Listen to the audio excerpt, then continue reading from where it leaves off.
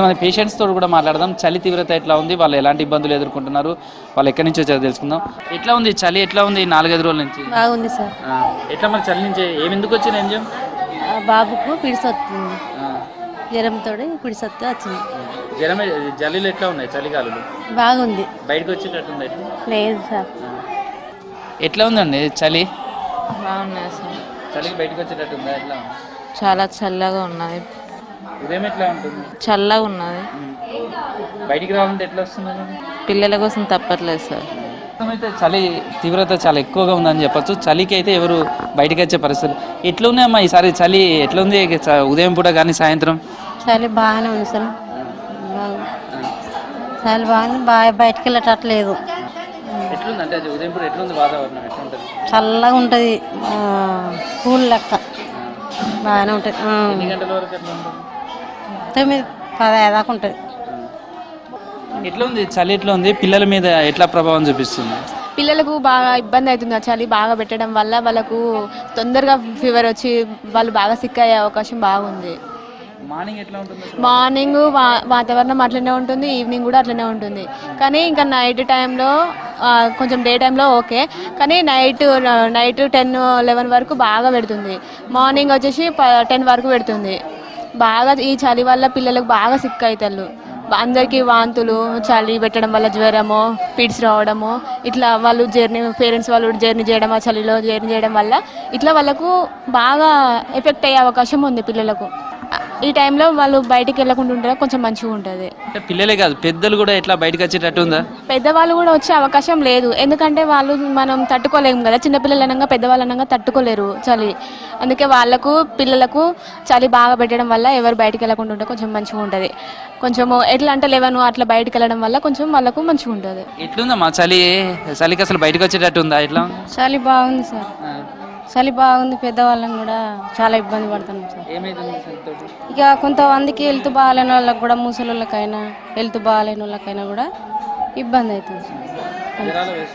జ్వరాలు కూడా వస్తున్నాయి సార్. అంటే ఇక చేతగాని వాళ్ళకు, ముసలోళ్ళకు అప్పుడప్పుడు ఇక వాళ్ళకు కూడా ఇబ్బంది అవుతుంది సార్. ఇక చలి బాగానే ఉంటాను సార్. చలి చెప్పలేనంత చలి ఉంటుంది. ఇక అప్పుడు కొంచెం మంచిగానే ఉండే సార్. ఇప్పుడు బాగా అనిపిస్తాను సార్. బాగా ఇబ్బంది పడతారు సార్ ముసలు. చలికి బయటికి వెళ్ళలేకపోతారు సార్. అంటే గత వారం రోజుల నుండి చలి తీవ్రంగా ఉంది. దాంతో అనేక ఆరోగ్య సమస్యలు ఎదురవుతున్నాయి. అందువల్ల మేము ఈరోజు ఇక్కడి హాస్పిటల్కి రావడం జరిగింది. ఈ చలితోని చాలా విపరీతమైన దగ్గు, సర్ది అలాంటివి చాలా వస్తున్నాయి. మళ్ళీ ఎర్లీ మార్నింగ్ విపరీతంగా ఘోరంగా టెంపరేచర్ ఉంటుంది. ఉదయం 5-6 గంటలకు లేచే వాళ్ళు కూడా 10 వరకు కూడా లేవట్లేదు. చలి తీవ్రత చాలా పెరిగింది కాబట్టి. ఈ మధ్య కాలంలో 4-5 సంవత్సరాలు అప్పటికన్నా ఇప్పుడు చాలా ఎక్కువ ఉన్నాయి. మేము ఇక్కడికి హాస్పిటల్కి వచ్చాము, ఎంజీఎం హాస్పిటల్కి. మా బాబు కొంచెం సీరియస్గా ఉన్నాడు, హెల్త్ బాగాలేక తీసుకొచ్చాను. కానీ ఇక్కడ అయితే చలి అయితే ఘోరంగా విపరీతంగా చలి ఉంది. ఎర్లీ మార్నింగ్ నుంచి స్టార్ట్ అవుతుంది. మళ్ళీ చీకటి అయినా కూడా 8:30-9 వరకు ఇంకా ఎక్కువ అయిపోతుంది. చాలా అంటే చాలా ఇక చెప్పలేనంత చలి ఉంది. 24 అవర్స్ వేసుకోవాలని వస్తుంది స్వెటర్ అయితే. అప్పటికంటే ఈసారి అయితే చాలా ఉంది. చలి వల్లనే కొంచెం బాబుకి ఎక్కువ శ్వాస అనేది రావట్లేదు. దాని ద్వారానే ఈ వాతావరణం వల్లనే పిల్లలందరూ ఇక్కడికి వచ్చేటోళ్ళందరికీ అదే ప్రాబ్లం అవుతుంది. తెలవంటే తట్టుకోవచ్చు, కానీ మరీ తట్టుకునేంత లేదు. చాలా ఘోరంగా ఉంది. అసలు అల్లకెళ్ళి బయటికి రావట్లేదు. ఉండలేమండి, స్వెటర్ లేకుండానైతే ఉండలేము. ఏదో ఒకటి కంపల్సరీ కప్పుకోవాల్సి వస్తుంది. బెడ్షీట్ కప్పుకోవాల్సి వస్తుంది. స్వెటర్ లేకున్నా కూడా కంపల్సరీ ఏదైనా ఒకటి ఖచ్చితంగా ఒంటి మీద ఉండాలి. జనం కూడా భయపడుతున్నారు. అందులోనూ పిల్లలు కావచ్చు, వృద్ధులకు సంబంధించి ఆరోగ్యకరమైనటువంటి సమస్యలు అయితే ఎదుర్కొంటున్నారు. అదేవిధంగా పిల్లల్లో చాలా ఎక్కువగా కనిపిస్తుంది. పిల్లలకు సంబంధించిన వైద్యులు ఏమంటున్నారు, వరంగల్ ఎంజిఎంకి సంబంధించిన వైద్యులు ఏమంటున్నారో కూడా తెలుసుకునే ప్రయత్నం చేద్దాం.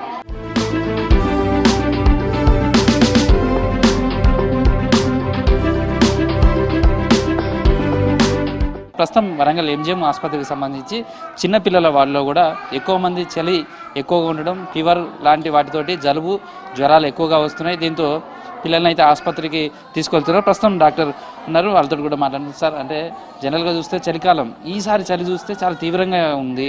15 డిగ్రీ సెల్సియస్ కూడా నమోదవుతుంది, అంతకంటే తక్కువ కూడా నమోదవుతుంది. చల్లటి గాలులు ఎక్కువగా ఉన్నాయి.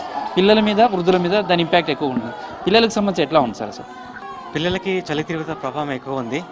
ముఖ్యంగా 0 to 5 years ఏజ్ వాళ్ళకి ప్రభావం ఎక్కువ ఉంది. పిల్లలకి ముఖ్యంగా ఈ చలి వలన న్యూమోనియా వచ్చే అవకాశాలు ఎక్కువ ఉంటాయి. జలుబు, దగ్గు, తర్వాత న్యూమోనియాకి. ఇవి రాకుండా ఉండాలంటే తల్లిదండ్రులు కొంచెం జాగ్రత్త తీసుకోవాల్సి ఉంటుంది. అది ఏంటంటే చిన్నపిల్లల్ని బయట ఆడుకోవడం చూసుకోవాలి. ఎస్పెషల్లీ మార్నింగ్ తర్వాత ఈవినింగ్ చలి ఎక్కువ ఉంటుంది కాబట్టి ఈ టైంలో వాళ్ళని బయట ఆడుకోకుండా చూసుకోవాలి. తర్వాత వెచ్చగా ఉంచాలి, తగినంత నీరు ఇవ్వాలి, వాళ్ళకి పౌష్టికాహారం ఎక్కువ ఇవ్వాలి. వాళ్ళకి జంక్ ఫుడ్స్ నుంచి ప్రత్యేకంగా దూరంగా ఉంచాలి. కూల్ డ్రింక్స్ కానీ, తర్వాత స్వీట్స్ కానీ, ఇటువంటి వాటి ఇవ్వకుండా ఉండాలి వాళ్ళకి. తర్వాత కొన్ని వాళ్ళు ఏదైనా న్యూమోనియా వస్తే లక్షణం తొందరగా గుర్తుపట్టాలి పిల్లలకి.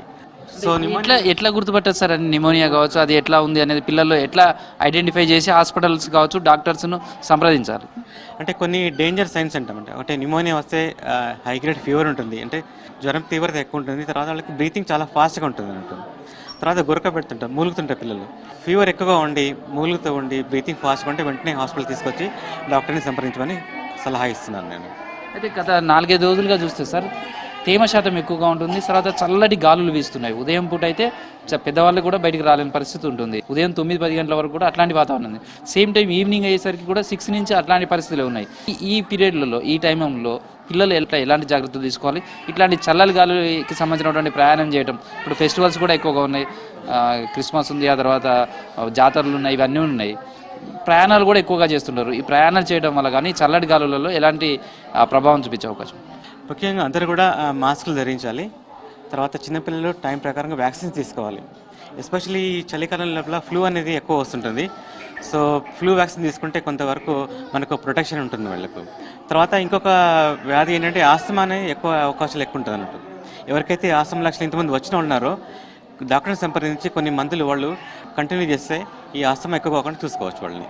సార్, చాలామంది పిల్లల్లో పిడ్స్ లాంటివి కూడా వస్తున్నాయి. తర్వాత ఈ చలికాలం ఎక్కువగా వస్తాయి అనేది చాలామంది ఆందోళన చెందుతున్నారు. ఈ చలికాలం అట్లాంటి వాళ్ళు ఉన్న వాళ్ళు కావచ్చు, లేదా 2-3 సార్లు అట్లా వచ్చిన వాళ్ళు ఉంటారు కావచ్చు, వాళ్ళకి ఎట్లాంటి జాగ్రత్తలు చూస్తారు, ఎట్లాంటి సూచనలు చేస్తారు? అంటే చలితోనే ఫిట్స్ వచ్చే అవకాశాలు చాలా తక్కువ. ఫిట్స్ ఎందుకు వస్తాయంటే జ్వరం తీవ్రత ఎక్కున్నప్పుడు ఫెబ్రల్ సీజర్స్ అంటాము. జ్వర తీవ్రత ఎక్కున్నప్పుడు ఫిట్స్ వచ్చే అవకాశాలు ఎక్కువ ఉంటాయి. సో జ్వరం రాగానే మనం ఏం చేయాలంటే జ్వరం సిరప్ వేయాలి, కొంచెం గోరువెచ్చలతో బేబీని తుడుస్తూ ఉండాలి. ఒకవేళ ఫిట్ వస్తే భయపడకుండా ఒక బేబీని ఒక పక్కకు పడుకోబెట్టి కొంచెంసేపు వెయిట్ చేస్తే ఫిట్స్ తగ్గి మామూలుగా అవకాశాలు ఎక్కువ ఉంటాయి. సార్, అంటే పిల్లలతో పాటు చలికి సంబంధించి చాలా మందిలో అయితే రకరకాలుగా ఇబ్బందులు పడుతున్నారు. హెల్త్ ఇష్యూస్లలో పెద్దవాళ్ళలో కావచ్చు, లేదా మిడిల్ ఏజ్కి సంబంధించినటువంటి వాళ్ళలో కూడా ఎట్లాంటి జాగ్రత్తలు, ఈ చలికి సంబంధించినది మనిషి మీద ఎట్లాంటి ప్రభావం చూపిస్తుంది? చలితోని ఎస్పెషల్లీ ఈ బ్రీతింగ్ ప్రాబ్లమ్స్ ఎక్కువ వస్తుంటాయి. ఆస్తమా కానీ, న్యూమోనియా కానీ ఇవి ఎక్కువ అవకాశాలు ఎక్కువ ఉంటాయి. ఎస్పెషల్లీ ఓల్డర్ ఏజ్ గ్రూప్ల వల్ల ఈ ఆస్తమా కానీ, సిఓపిడి అంటాము, అవి ఎక్కువ అవకాశాలు ఎక్కువ ఉంటాయి. సో వాళ్ళకి ఈ చలికాలంలో స్టీరాయిడ్స్ అని బ్యూటికాట్ అనే ఇన్హేలర్స్ ఉంటాయి. అవి రెగ్యులర్ తీసుకోవడం వల్ల ఈ చలి ప్రభావం తక్కువ ఉంటుంది వాళ్ళకు. ఫుడ్ విషయంలో పిల్లల్లో కావచ్చు, పెద్దల్లో కావచ్చు, ఈ వింటర్ సీజన్లో అందులోనూ ఇప్పుడు చలి చాలా ఎక్కువగా ఉంది. ఈ టైంలో ఫుడ్ విషయంలో ఎట్లాంటి జాగ్రత్తలు తీసుకోవాలి? ఫుడ్ విషయంలో అంటే జంక్ ఫుడ్స్ ఖచ్చితంగా అవాయిడ్ చేయాల్సిందే మనము. తర్వాత మంచి పౌష్టికాహారం అంటే ప్రోటీన్స్ కలిగిన ఆహారం పెట్టాలి వాళ్ళకి. ప్రోటీన్స్ కానీ, మినరల్స్ ఇవన్నీ కూడా మనకు వివిధ రకాల ఫ్రూట్స్లో ఉంటాయి. వెజిటబుల్స్, ఫ్రూట్స్లో ఎక్కువ ఫైబర్ తీసుకోవడం కానీ, వాటర్ తాగడం వల్ల కానీ మనకు బాడీలో హెల్త్ మెయింటైన్ చేయగలుగుతాం మనము. ఇది ప్రస్తుతం అయితే చలికాలంకు సంబంధించినటువంటి జాగ్రత్తలు తీసుకోవాలనేది డాక్టర్లు సూచిస్తున్నారు. మొత్తానికి అయితే కొద్ది రోజులుగా అయితే చలి తీవ్రత చాలా ఎక్కువగా ఉంది. ఉదయం సాయంత్రం బయటికి రాలేకపోతున్నారు. పిల్లల్లోనూ అందులోనూ ఓల్డ్ ఏజ్ ఉన్నటువంటి వాళ్ళ మీద చాలా ప్రభావం చూపిస్తుందని చెప్పచ్చు. నిమోనియా లాంటివి ఎక్కువ అటాక్ అయ్యే అవకాశం ఉంటుంది. కాబట్టి ఏమాత్రం ఫీవర్ ఉన్నా లేదా అలాంటి లక్షణాలున్నా హాస్పిటల్ సంప్రదించాల్సిన అవసరం ఉంది. అదేవిధంగా చలి నుంచి రక్షించుకోవడానికి కొన్ని జాగ్రత్తలు తీసుకోవాలి. ఫుడ్ విషయంలో కావచ్చు, వాటర్ విషయంలో కావచ్చు, సేమ్ టైంలో మెడిసిన్స్కి సంబంధించి అంటే ఏదైనా ఫీవర్ కానీ లేదా జలుబు, జ్వరం ఇలాంటివి కూడా ఎక్కువ అటాక్ చేసే అవకాశం ఉంటుంది. కాబట్టి వీటన్నిటి పట్ల కూడా జాగ్రత్తలు తీసుకోవాల్సిన అవసరం అయితే కనిపిస్తుంది. ఇది ప్రస్తుతం వరంగల్ ఉమ్మడి జిల్లాకు సంబంధించిన చలి తీవ్రత, పిల్లలకు సంబంధించిన వైద్యులు సూచిస్తున్నటువంటి సూచనలు. వీడియో జర్నలిస్ట్ క్రాంతి కుమార్తో కృష్ణమోహన్, V6 న్యూస్, వరంగల్లోని MGM ఆసుపత్రి నుంచి.